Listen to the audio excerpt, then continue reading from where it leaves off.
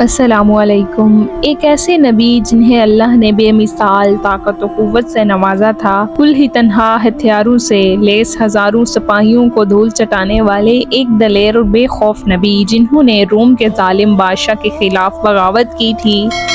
اس دلیر بندے کو آپ کی بیوی نے کیوں فریب دیا اور اس کا کیا انجام ہوا؟ آئیے بڑھتے ہیں اس ویڈیو کی جانب۔ قدیم زمانے میں فلسطین کے علاقے میں ایک شہر آباد تھا جس کا نام اموزیہ تھا۔ اموزیہ اس وقت یونان کی وسیع سلطنت کا حصہ تھا اور یہاں کے لوگ پتھروں کی بڑی بڑی عمارتیں بنا کر بڑی شان سے رہتے تھے۔ یونانی مذاہب اور عقائد یہاں کے لوگوں پر بہت زیادہ اثر انداز تھی، لہٰذا وہ ستاروں، پتھروں اور یونانی دیوتاؤں کے بت بنا کر اس کی پوجا کیا کرتے تھے۔ ان کے مذہبی رہنماؤں نے مختلف دیوتاؤں کے نام رکھے ہوئے تھے، جن میں بارش، طوفان، سورج، چاند، رزق اور طاقت کے الگ الگ دیوی دیوتا تھے۔ لوگوں کو متاثر کرنے کے لیے انہوں نے دیوی دیوتاؤں کے متعلق نہایت ہی عجیب و غریب کہانیاں مشہور کر رکھی تھیں۔ اموزیہ کے لوگ ان دیوی دیوتاؤں کے افسانوں کو بہت ہی دلچسپی سے سنا کرتے تھے اور ان کے عقیدت مند تھے۔ شہر اموزیہ کے بادشاہ کا نام فدا تھا۔ وہ نہایت ہی ظالم و جابر انسان تھا۔ جو کوئی بھی بادشاہ کا حکم نہ مانتا وہ اسے بے رحمی اور اذیت کے ساتھ مار ڈالتا۔ وہ معمولی باتوں پر لوگوں کو قیدی بنا لیا کرتا تھا۔ فدا نے بحر روم کے کنارے ایک بہت بڑا محل بنوایا تھا جہاں وہ ہر سال اپنی دیوی دیوتاؤں کو خوش کرنے کے لیے جشن منایا کرتا۔ اس میں خوب ناچ گانے، رقص، آتش بازی، یہاں تک کہ زنا کاری بھی ہوا کرتی تھی۔ اس عمارت کے بڑے بڑے ستون تھے اور وہ دور سے ہی نظر آتا تھا۔ بادشاہ کے پاس 6000 سپاہیوں کا ایک طاقتور اور تربیت یافتہ فوجی لشکر تھا۔ فدا کو اس بات کا غرور تھا کہ اس کے پاس ایک ایسی لشکر ہے جسے دنیا کی کوئی فوج شکست نہیں دے سکتی تھی۔ شہر اموزیہ کے گرد و نواح میں چھوٹے بڑے بہت سارے دیہات اور گاؤں آباد تھے، جن میں بنی اسرائیل کے مختلف یہودی قبیلے بھی بسے ہوئے تھے اور وہ غریب لوگ تھے اور کھیتی باڑی کرنے کے ساتھ بھیڑ بکریاں پال کر گزارا کرتے تھے۔ خدا کے سپاہی اکثر ان دیہاتوں پر حملہ کرتے اور ان کی بھیڑ بکریاں، مال و زر لوٹ لیتے۔ ظلم کی انتہا یہ تھی کہ وہ یہودی مردوں کو بھی قتل کر دیتے تھے اور عورتوں کو اپنی کنیز بنا لیتے اور ان پر طرح طرح کے ظلم ڈھاتے۔ بنی اسرائیل کمزور تھے اور خدا کے لشکر کو شکست نہ دے سکتے تھے۔ بنی اسرائیل خداوند خدا سے دعا کرتے اور اس ظلم سے نجات کے لیے گڑ گڑایا کرتے۔ آخر کار ایک دن یہودیوں کے تمام بزرگ ایک جگہ جمع ہوئے اور یہ مشورہ کیا کہ خدا کے خلاف ایک ایسے شخص کو کھڑا کیا جائے جو اس کی طاقت و غرور کو چکنا چور کر دے۔ کچھ لوگوں نے ایک قافلے سے یہ سن رکھا تھا کہ قریب کے علاقے میں ایک بہت ہی طاقتور شخص رہتا ہے جو بہت ہی عبادت گزار ہے اور اکثر روزے رکھتا ہے، لیکن نہایت ہی مضبوط طاقت و قوت کا مالک ہے، جس نے ایک دفعہ اپنے ہاتھوں سے بغیر کسی خنجر یا تلوار کے خونخوار شیر کو بھی مار ڈالا ہے۔ چنانچہ بنی اسرائیل کے لوگوں نے یہ فیصلہ کیا کہ ہم سب اس شخص کے پاس جا کر خدا کی شکایت کریں گے اور اس سے یہ گزارش کریں گے کہ وہ ہماری مدد کرے۔ دراصل یہ شخص اللہ کے پیغمبر حضرت شمعون علیہ السلام تھے۔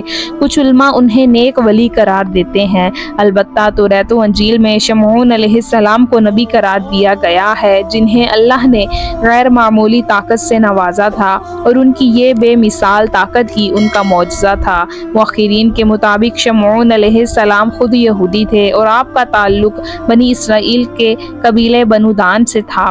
آپ کے والد کا نام مانو تھا۔ بہرحال جب یہودی شمعون علیہ السلام کے پاس پہنچے اور خدا کے ظلم کے متعلق بتایا تو آپ علیہ السلام نے اس ظلم کے خلاف لڑنے کا فیصلہ کر لیا اور ان مظلوم لوگوں کے مسیحا بن گئے۔ پہلے تو حضرت شمعون علیہ السلام خدا کے دربار میں تشریف لے گئے اور اسے اور اس کے پیروکاروں کو دین کی دعوت دی۔ آپ علیہ السلام نے اسے ظلم و جبر اور شرک و بت پرستی سے توبہ کرنے کو کہا اور اسے عذاب الہی سے ڈرایا، لیکن اہل موزیہ اور بادشاہ فدا نے شمعون علیہ السلام کی دعوت سرے سے انکار کر دیا اور بادشاہ آپ کی جان کا دشمن بن بیٹھا۔ لہٰذا شمعون علیہ السلام نے اب فدا اور اس کے لشکر سے رومی کا فیصلہ کیا۔ حضرت شمعون علیہ السلام اکیلے ہی فدا کی فوج سے ٹکرا گئے، تنہ تنہا اس کے سینکڑوں بلکہ ہزاروں فوجیوں کو مار ڈالا۔ جب فدا کو اس کی خبر ہوئی تو وہ گھبرا گیا اور حیران رہ گیا کہ کوئی انسان اس قدر طاقتور کیسے ہو سکتا ہے جو ایک ایسی فوج کو اکیلے شکست دے دے جنہیں آج تک کوئی شکست نہ دے پایا۔ خدا نے اپنے سپاہیوں کو حکم دیا کہ شمعون کو ایک لوہے کے جال میں پھنسا لے۔ لہٰذا جب دوسری مرتبہ جنگ ہوئی تو سپاہیوں نے آپ علیہ السلام کو جال میں پھنسا دیا، لیکن شمعون علیہ السلام اس قدر طاقتور تھے کہ آپ نے اس لوہے کی زنجیر نما رسیوں کو بھی توڑ ڈالا۔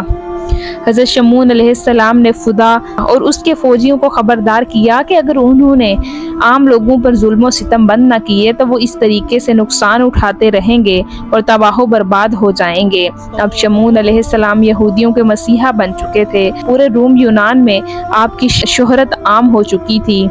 اب جہاں کہیں بھی فدا کی فوج ظلم کرنے جاتی، شمعون علیہ السلام وہاں پہنچ جاتے اور انہیں وہاں سے مار کر کھڑیڑ دیتے۔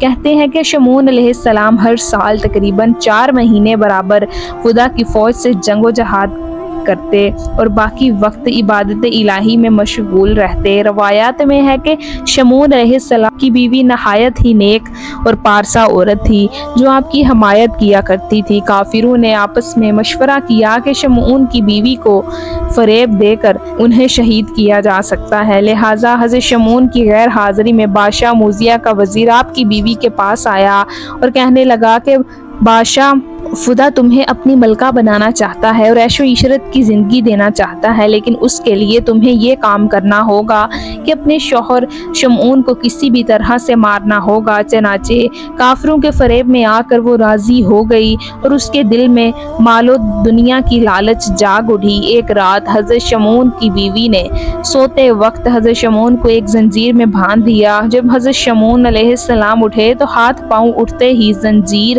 ٹوٹ گئی۔ اس بات کی خبر بادشاہ کو پہنچی کہ شمعون نے زنجیر کو اپنی طاقت سے توڑ ڈالا۔ تب بادشاہ موذیہ بولا کہ لوہے کی زنجیر سے اور کوئی چیز مضبوط نہیں۔ چنانچہ کچھ دنوں بعد حضرت شمعون علیہ السلام لڑائی سے واپس آئے تو اپنی بیوی کے ساتھ باتیں کر رہے تھے۔ تب آپ کی بیوی نے آپ کی قوت اور طاقت اور لڑائی کی باتیں شروع کر دی۔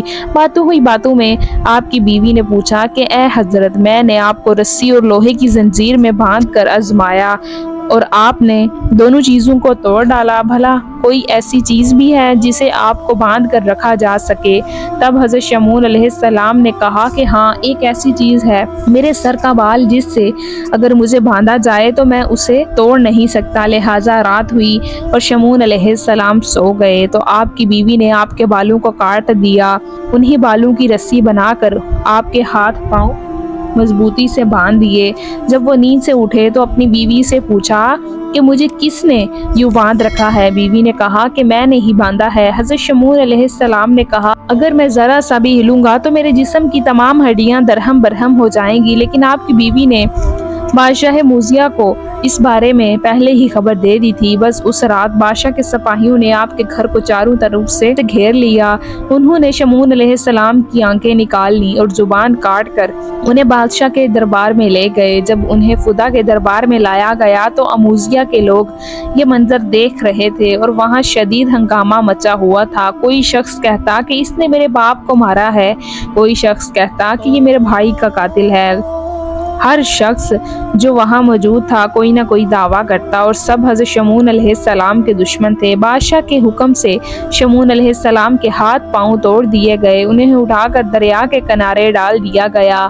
موذیہ کے لوگ اور بادشاہ فدا اب محل میں جشن مرا رہے تھے کہ حضرت شمعون علیہ السلام ہمیشہ ہمیشہ کے لیے نجات پا گئے اور اب ہمارا کوئی دشمن نہیں ہے۔ لیکن ادھر حضرت جبرائیل علیہ السلام نے اللہ کے حکم سے شمعون علیہ السلام کو ہوا پر اٹھا لیا۔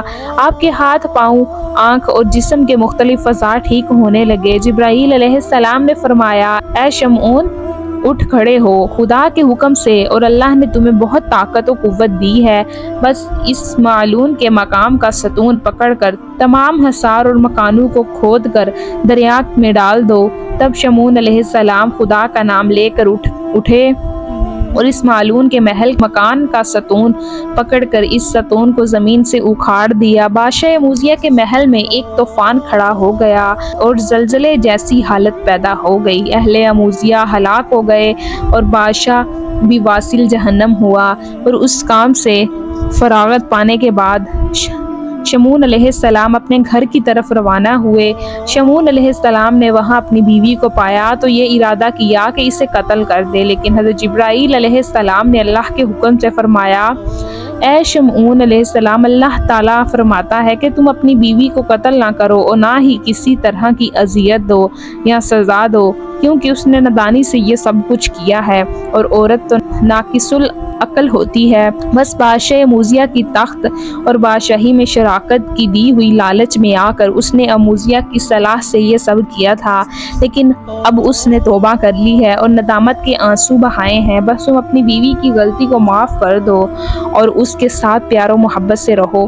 شمعون علیہ السلام کے اس تاریخی واقعے سے ہمیں یہ سبق ملتا ہے کہ اگر اللہ نے کسی شخص کو کسی خاص صلاحیت سے نوازا ہے تو اسے اپنی خوبی یا صلاحیت کو دوسروں کی مدد کے لیے صرف کرنا چاہیے، کیونکہ یہی بندگی اور خلق خدا کی خدمت کا بہترین طریقہ ہے۔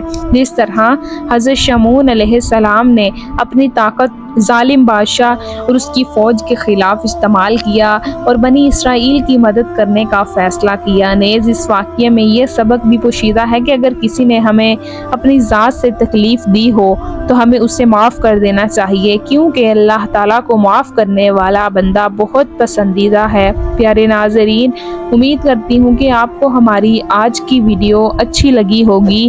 ویڈیو اچھی لگے تو ویڈیو کو لائک کیجیے اور مزید اس طرح کی ویڈیوز دیکھنے کے لیے ہمارا channel learning of Islam subscribe کیجیے۔ ملتے ہیں نیکسٹ ویڈیو میں، اجازت دیجیے، اللہ حافظ۔